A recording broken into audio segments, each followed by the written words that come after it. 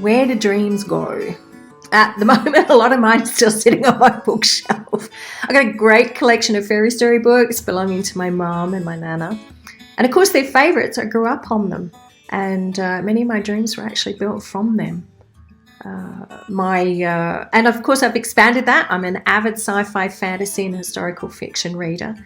And for me, reading was like being inside a dream. It was a way for a mental and emotional escape to cope with, and maneuver through whatever chaos was going on in their lives. And but I think that there's the other dreams. They're the ones that we were inspired by, our heroes or characters or people around us doing all sorts of amazing things. But those dreams were, unfortunately, sometimes we experience the put downs or but you're not good enoughs. And that came from various people, including, I recall, a couple of teachers, some of my early bosses, and so on. But I'm still a dreamer, and I ever will be, because my ability to imagine fuels my creativity. But it's more than that. The scope of my imagination actually deepens my perspectives. And in turn, that expands my capability. My dreams are a sustenance, and they help build my resilience. They're a way to explore the art of the possible. They're a way for me to adapt myself. They're very much a part of my third working principle, discovering possibilities.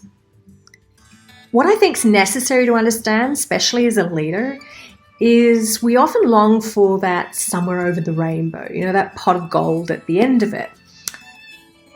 But there's those pesky leprechauns to deal with, and they're quite tricksters. I wish I was talking about the Baileys and Guinness version of leprechauns, unfortunately not.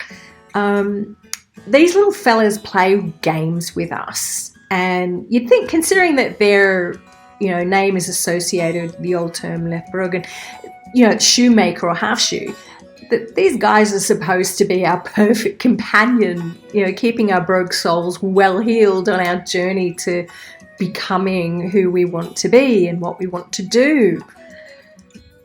But I think what happens is that we're so busy trying to capture these guys and find our fortune, when really the actual location of that is a far more natural phenomenon.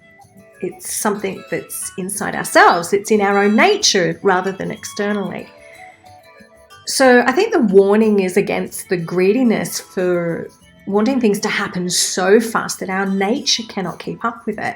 That, we can lure ourselves into unsuspecting situations and allow ourselves to be led astray. Dreams go off when we really want to bring them closer. Look, I'm just posing some wayward thoughts and concepts about what I'm thinking and feeling when I wonder where our dreams go. So at the moment, I'm now going to turn this over to wiser and more experienced minds of my cohorts here to continue the conversation.